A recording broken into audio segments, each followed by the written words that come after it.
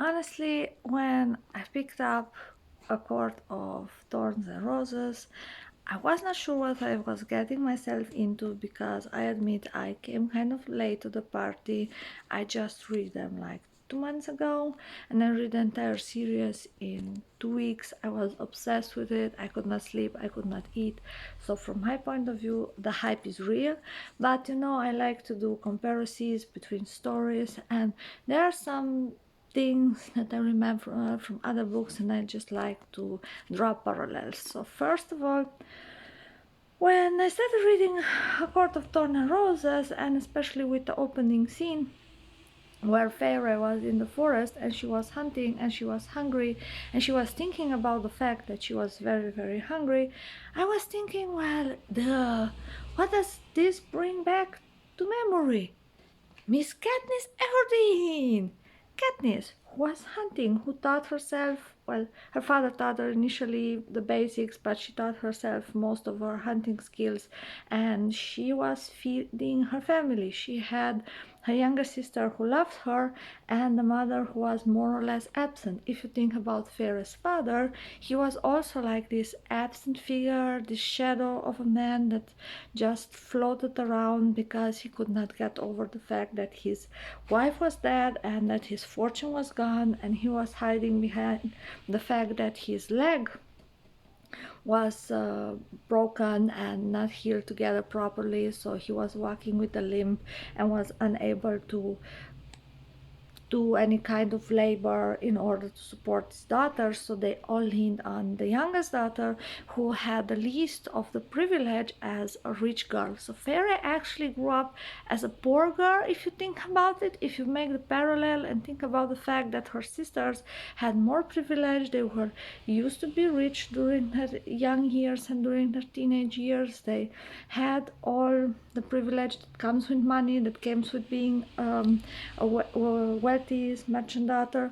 But Farah didn't have those privileges, so she actually grew up as, can I say, one of the people. She was just this poor girl, this ordinary girl that had to hunt, that was used to come home and split wood to make sure that the food that she was hunting was going to be prepared. So this reminded me very, very, very much of Katniss. And then we don't want to touch the classics like the Hunger Games, but remember Gale. Remember when Katniss and Gale were in the forest and she actually thought that she would love for him to say, well, okay, let's run away, let's take the children and just go away. Like, he had some siblings and she had her sister and her mother, and she actually wanted him to do something, to be a man about it, if I can use this word. She wanted him to say, okay, let's go away from here, let's go make a living in the forest, let's try another lifestyle, let's go and be free. But he didn't. He just said, well, no, we cannot, we have to be careful. And this is Tamlin, that I crushed on so hard during this book, that I was thinking that he's such a great guy, that he's so freaking amazing, that he cares about her, that he has prejudice because humans hated the Fae, and the Fae, being older and having longer memories than the humans, didn't understand why the humans hate the Fae. But again, Tamlin, it's bad. Like, during the entire second book, when they were under the mountain, all he did was this. I can do this. He didn't move his little finger to help the woman that he said that he loved, that he said that he would do everything for her. And was it to her benefit or was it to his benefit? I don't know. I would have preferred to see him do something and get himself killed instead of just sitting on a throne next to a Maratana and just looking stark. I always imagine Tamlin doing this. And this.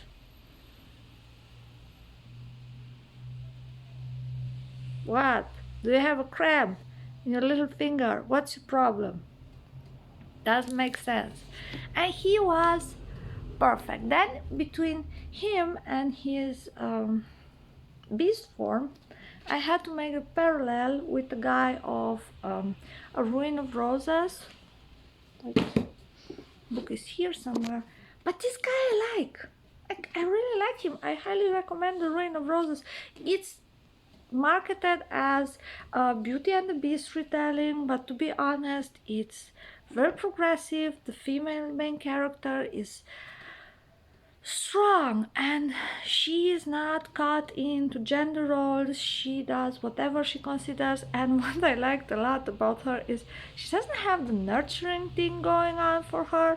Like, she's out there to kick ass, she knows her plans, she knows what she has to do in order to get things done, but doesn't have the motherly thing going on.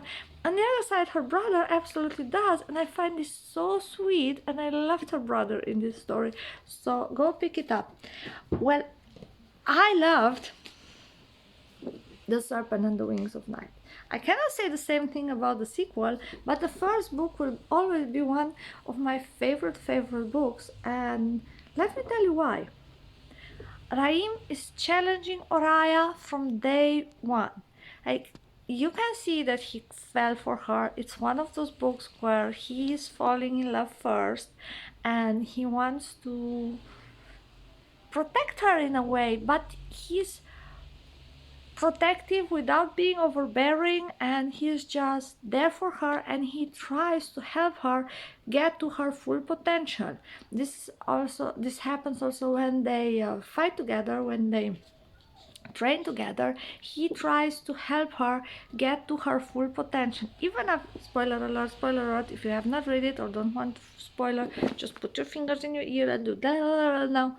uh, Even when the book is almost done, like the final scene, that actually had me crying. I mean, damn, the ending was like, oh my god, it had me crying. Even then, he tries to push her so that she can rise to her real potential, that he can trigger her aggression so that she kills him and he doesn't have to kill her, because he knew that in the end there can be only one Cersei with the Highlander accent. But he gave himself up for her. So we should give him points for this. And this makes this book amazing, and this is why I believe that the entire story could have been a little bit shorter. I admit, like The Serpent and the Wings of Night, and the second one, The Ashes, and too long title, and I keep forgetting. Like, I have this problem. I forget the name of characters and the name of the books, but I know what the story is about, and I have the image of the characters in my mind. But the second one was, in my opinion, too drawn out, too long, and oh well, I knew there would be a happy ending, but still it was a little bit of a difficult read. The first one, on the other side, I just went through it during one Saturday because I was crazy about it, and I highly recommend you pick it up and give Raihn and Oriah a chance, even though they hit some tropes that are a little bit, well, can I say, not dusty, but we got used to them. She's not like other girls because she's not vampire and she was raised by a vampire. She doesn't like pretty dresses. She doesn't like to be made up. She just wears her leathers, but maybe this is just like a protection mechanism because she never felt comfortable enough in her own house, in her own, well, in the palace of her father, to be relaxed, to drop the guard and just be like a girl. The first time when she feels comfortable in a dress is at the ball with Raihn. So this is very interesting to watch, when she actually feels very beautiful in a dress that was the same color as the scarf that she had left from her only human friend, from the human woman who died during the first night of the Kejar, when the vampire just drank and killed the humans that were offered as dinner. So we have actually a interspecies thing going on, because all this time Raihn was thirsty for her blood too, him being a vampire. So it was a little bit as if one of us would make out with her favorite snack. Like, it's so delicious, it smells so good, you want to eat it, but at the same time, it's like, no, this is my lover. I mean, even if it's my favorite brand of chocolate he's made of and he smells good, I would love to take a bite.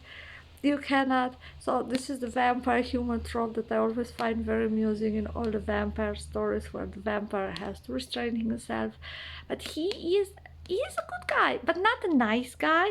He's honest. He challenges Uriah. He and he's honest until he lies a little bit, but he's good looking and has wings. So we have to forgive him for that, right? If the guy has wings, you have to forgive him. And he got tortured, so we have to sort of forgive him because Jasmine took it out on him full time and she tortured him enough, so we kind of sort of should forgive him for being a little bit of a liar and maybe forgetting to tell Oriah that he was the heir of the rival clan, of the clan that her stepfather, that's actually her real father, erased from the face of the earth. But as always, you cannot erase something completely, you're just going to erase it partially. There will always be some survivors, like there is never a 100% erasing rate in anything. Yes, so I liked Raheem a lot. He's funny. She's very Raya is very controlled. You see it from the beginning. She tries to stay separate, to always be aware. She doesn't trust anyone. The only person she trusts is her father Vincent.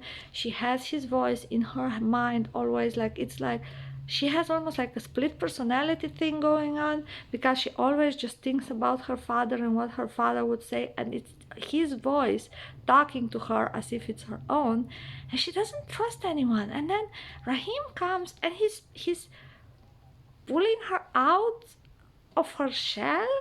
He's triggering her just the right way. He knows what to tell her to just poke her just a little bit so that he gets a reaction out of her. And she's fascinated by him from the first night she saw him. It's not only his appearance, because he's this incredibly good looking guy, but it's almost also the fact that he can be controlled, but he's not like her. I think we are probably attracted to the opposites. Is probably why Katniss Everdeen loved Pita, is why Therese loved Ford. Like this. No, this is. Wait, I was thinking about Divergent. Divergent. This sounds very much like Divergent in a way, but also like the Hunger Games. But if you want a book with more Divergent vibes, then you want to read The Fourth Wing, where I already talked about Dan Athos, who I just want to strangle, and he reminds me so much of Tamlin, so much. Like I could write an entire essay about why Dane Athos, who you could just say it's a nice guy. What's my problem with Dane Athos?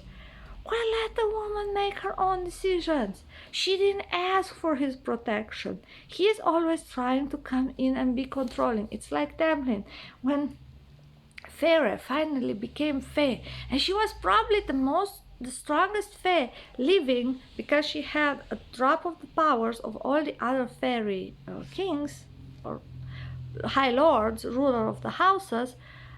He came and said, "No, no, no, no, no, no, no, no. We should hide. You should not use your magic.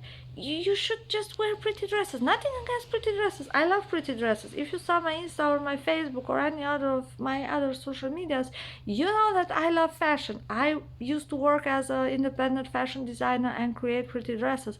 I adore pretty dresses, but if the woman didn't want the pretty dresses, and if I would suddenly be a magical creature that has the ability to wield magic, well, I would not care in the first line about wearing pretty dresses. I want to know how to use my magic. I want to know how to wield my magic. And he had magic. So why wasn't he helping her with her magic? This was ridiculous. He should have helped her with her magic. It's not like this guy here that actually helps her. He helps her with the plants. He helps her with healing people. He's open to her. They have conversation. They challenge each other. So yes, I don't know what your weekend read is, but how about you post it in the comment below? I hope I entertain you with me being all over all the books that I'm reading. And to be honest, I don't know what my weekend reading is going to be either.